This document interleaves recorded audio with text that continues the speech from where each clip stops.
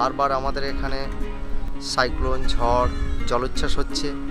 যে ম্যানগ্রোভগুলো মায়েরা লাগাচ্ছে খুবই ভালো এই বাঁধকে রক্ষা করার জন্য। এই বাঁধ রক্ষা হলে আমাদের গ্রাম বাঁচবে, গ্রাম বাঁচলে আমরা বাঁচব, এইটাই আমাদের আশা আকাঙ্ক্ষা।